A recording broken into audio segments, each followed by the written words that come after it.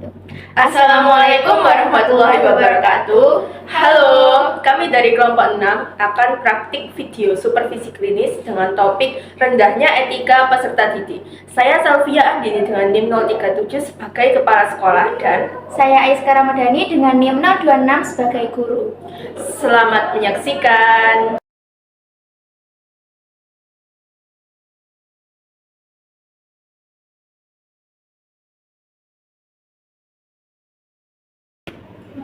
Assalamualaikum, selamat pagi Bu.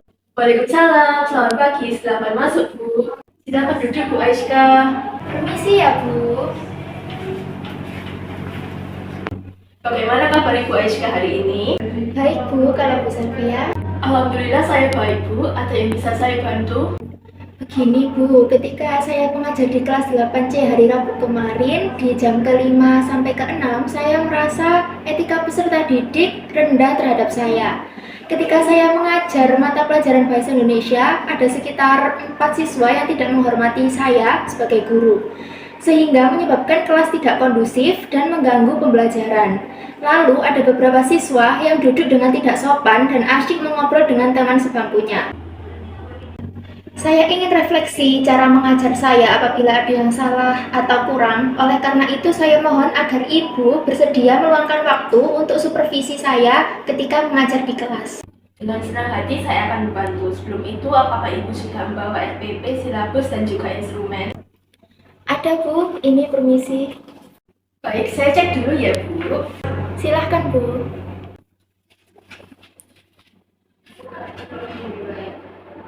Bu, untuk tanggal dan tempat pelaksanaan observasinya seperti apa? Saya mengajukan hari Selasa depan tanggal 3 Desember 2024 jam ke-3 sampai jam ke-4. Apakah Ibu berkenan? Kebetulan saya pada hari itu tidak ada acara atau keperluan lain, jadi saya bisa mendampingi. Terima kasih banyak Bu telah meluangkan waktunya untuk saya. Sama-sama Ibu, sampai jumpa minggu depan. Saya pamit ya Bu. Silahkan Bu. Assalamualaikum. Waalaikumsalam warahmatullahi wabarakatuh.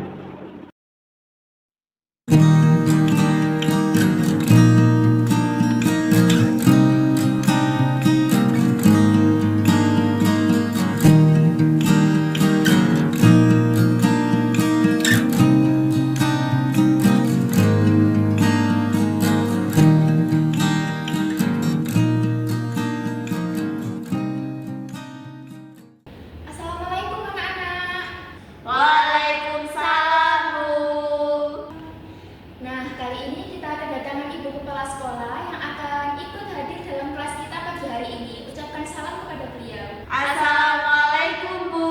Waalaikumsalam. Bagaimana kabar kalian hari ini anak-anak? Alhamdulillah, baik Bu. Sudah siapkah belajar untuk pagi ini? Siap Bu. Saya izin bergabung dengan kelas kalian ya. Boleh Bu. Terima kasih untuk Bu Aiska. Dipersilahkan memulai pembelajaran. Baik Bu, Ibu bisa duduk di sebelah sana.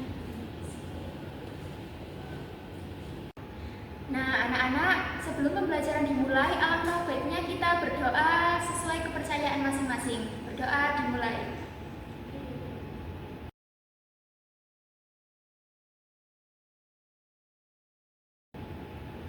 Berdoa dicukupkan.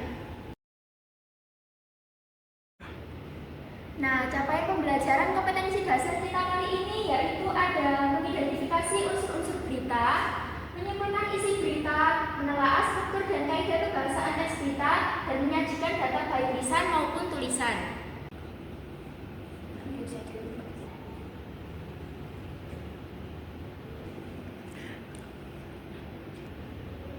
Bulan dan bintang, apakah ada yang ingin berpendapat? Nah, hari ini kita akan melanjutkan belajar tentang teks berita. Anak-anak, minggu kemarin Ibu sempat menyinggung sekilas tentang teks berita. Apakah ada yang masih ingat teks berita itu apa?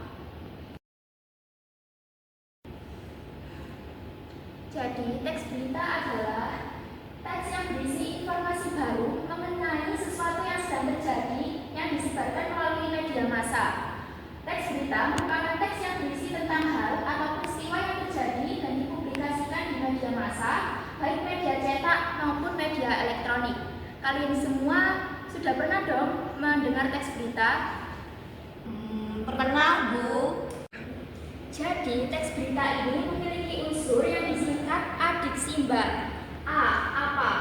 Peristiwa apa yang sedang terjadi? Di mana? Di mana peristiwa itu terjadi? K. Kapan? Kapan peristiwa itu terjadi? Si. Siapa? Siapa yang terlibat dalam peristiwa tersebut? M. Mengapa? Mengapa peristiwa itu terjadi? Dan B. Bagaimana? Bagaimana peristiwa itu terjadi?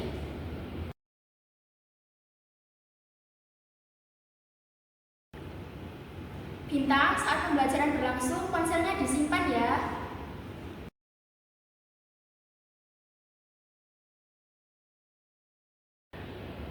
Nah, ini adalah contoh teks berita. Di kelas ini apakah ada yang ingin membacakan teks berita tersebut? Kalau begitu, Ibu tunjuk ya. Ayo Bulan, coba baca teks berita tersebut. Ah, malas.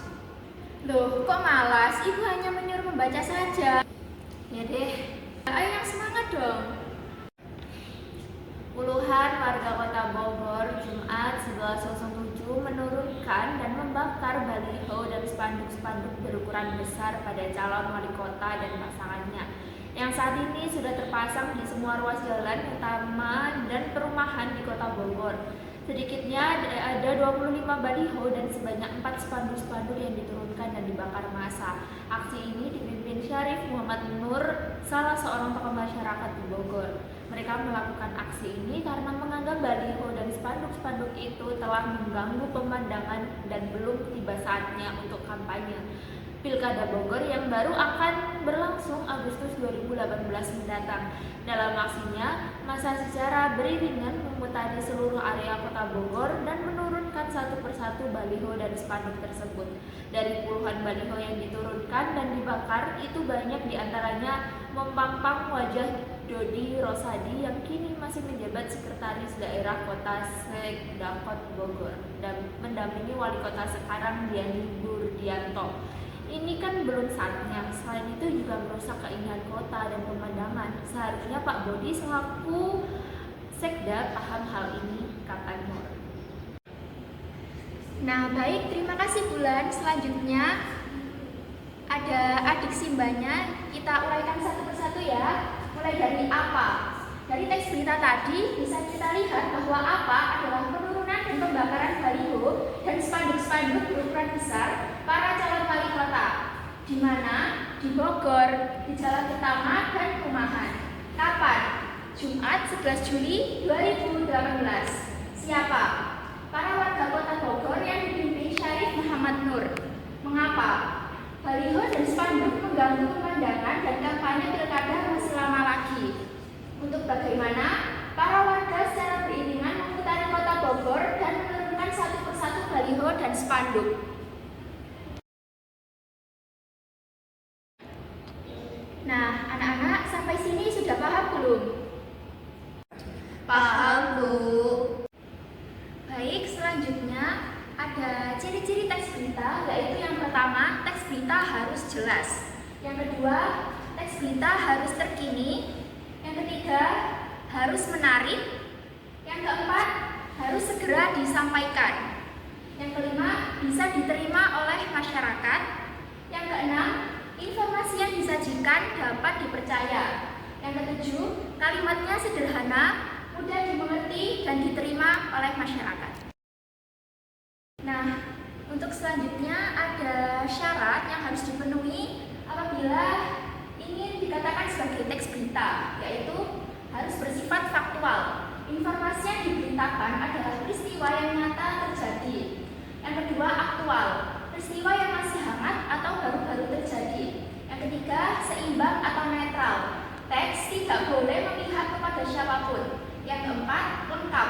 Umumnya, penyajian teks berita memiliki unsur adiksi imba dan harus memenuhi struktur teks berita.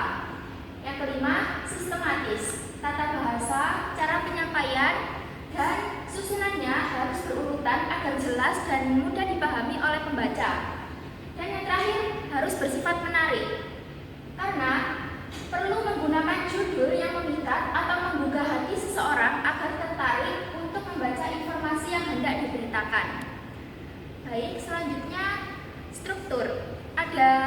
struktur. Yang pertama yaitu orientasi yang meliputi pembuka teks.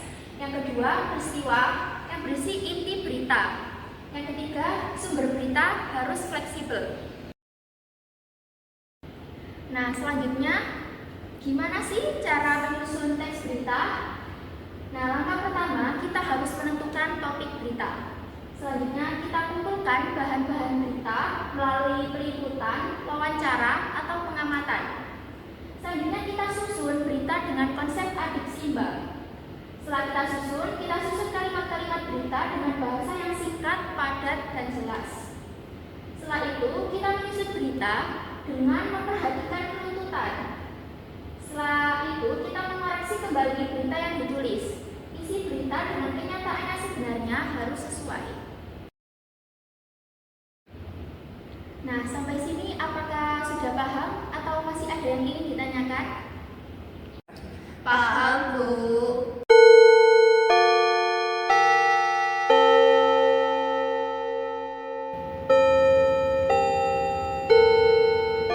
Nah, baik anak-anak, berhubung bel sudah berbunyi, mari kita cukupkan pembelajaran sampai di sini. Sampai bertemu minggu depan. Wassalamualaikum warahmatullahi wabarakatuh. Waalaikumsalam, Bu. Baik, Bu Salvia, mari.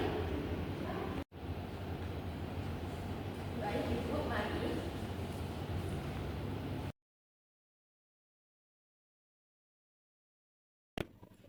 Assalamualaikum, selamat pagi Bu. Silakan duduk, Bu Aiska. Permisi ya Bu. Bagaimana kabar Ibu Aiska hari ini? Baik Bu, kalau Bu Salvia. Alhamdulillah saya baik. Terima kasih telah meluangkan waktu untuk berdiskusi mengenai hasil observasi kemarin. Terima kasih juga sudah bersedia mengobservasi kelas saya kemarin. Saya berharap bisa mendapatkan masukan yang konstruktif dari Ibu. Tentu Bu Aiska, secara umum saya melihat bahwa Ibu sudah menyiapkan materi dengan baik dan menggunakan media pembelajaran berupa PPT yang cukup menarik. Namun, ada beberapa hal yang ingin saya sampaikan terkait hasil observasi kemarin. Berikut rincian dokumen sesuai dengan temuan dari observasi kemarin. Yang pertama, saya melihat suasana kelas cukup tertib dan siswa memberikan salam dengan baik. Namun, ketika Ibu mulai mengajukan pertanyaan mengenai materi sebelumnya, ada beberapa siswa yang terlihat tidak fokus, seperti Bulan dan Ella yang bercakap-cakap sendiri. Bagaimana menurut Ibu tentang hal ini? Iya Bu, saya juga menyadari hal tersebut. Saya sudah mencoba menegur secara halus, namun respon dari mereka sepertinya kurang antusias. Itu adalah poin penting yang ingin saya diskusikan. Terkadang, jika kita hanya menggunakan metode ceramah atau penjelasan satu arah, beberapa siswa bisa merasa bosan dan tidak fokus. Apa Ibu pernah mencoba menggunakan metode lain seperti diskusi kelompok atau simulasi?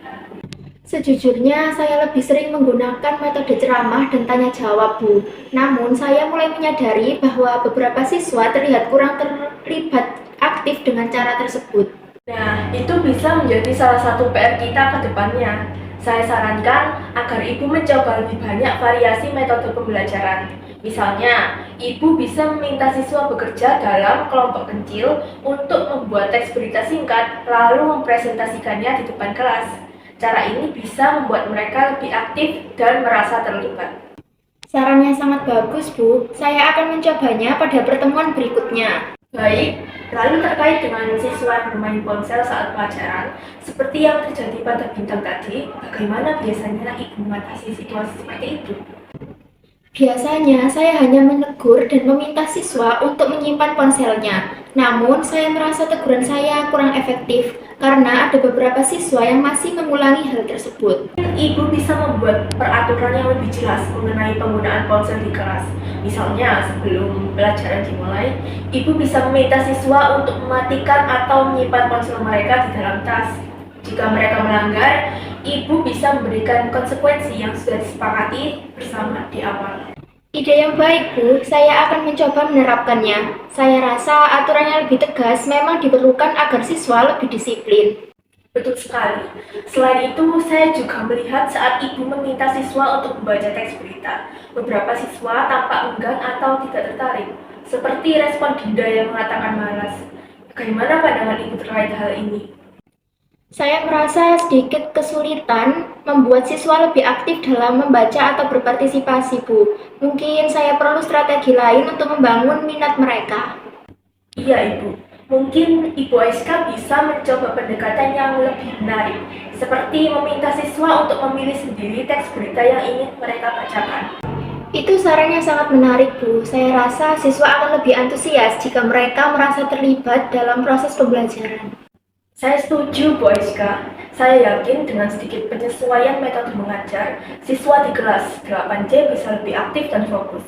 Hanya saja, perlu ditingkatkan pengelolaan kelas dan variasi metode agar suasana belajar lebih kondusif. Terima kasih banyak atas masukan dan arahannya, Bu Selvia. Saya merasa sangat terbantu dan mendapatkan banyak ide baru untuk diterapkan di kelas. Sama-sama, Bu Aiska. Saya senang bisa berdiskusi dan memberikan masukan yang bermanfaat.